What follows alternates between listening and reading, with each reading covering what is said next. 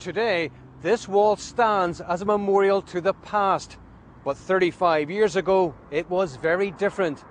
Then, it was a symbol of resistance and defiance. Resistance that the government decided had to be broken.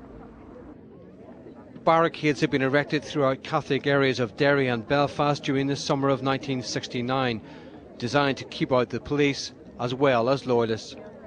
Many were still in place 3 years later. Huge areas where soldiers couldn't enter, strongholds from which the IRA launched attacks. Gregory Campbell was just 15 when the army first arrived on the streets of the Bogside.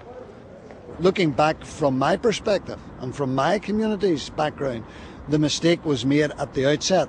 They didn't do anything. They simply erected barriers, allowed everybody to go about their business, and effectively allowed no-go areas to emerge. The IRA emerged, took advantage of that no-go situation and maximised that for years thereafter.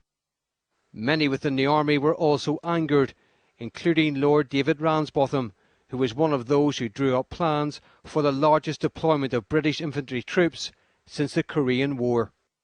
Restoring law and order and working with the police requires you to be able to go everywhere. And so we planned an operation called Motorman for what would be an emergency reinforcement of Northern Ireland if there had to be a restoration of military involvement. So the plans were made for an operation of the kind that actually happened, but it never took place. But everyone knew its name. The operation was eventually launched after the IRA killed 9 people when 22 bombs devastated Belfast city centre in July 1972. What happened was, you remember Bloody Friday, and immediately the idea was that this provided an excuse for Motorman.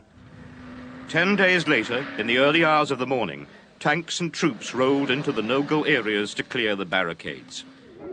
Cameras weren't allowed to follow the troops, but the BBC has obtained this previously unseen footage, which gives some sense of the scale of the operation in the Bogside.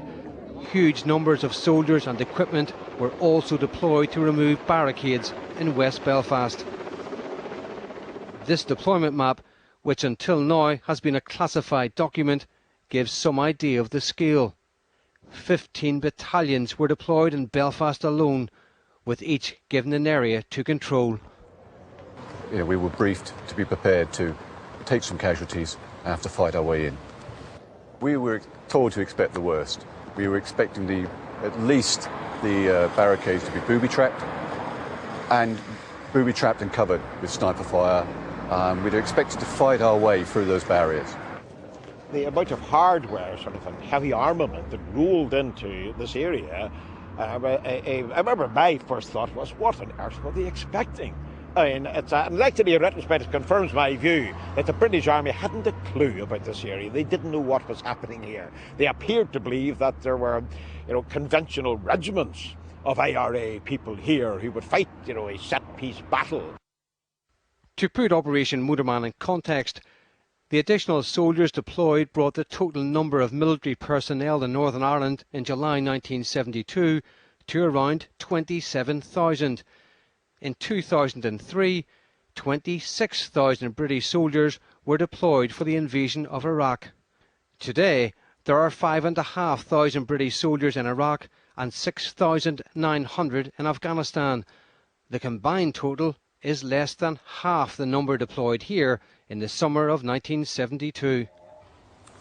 This army document assessing Operation Banner describes Motorman as a great success, which was a turning point in the campaign, changing it from a counter-insurgency to a counter-terrorist operation.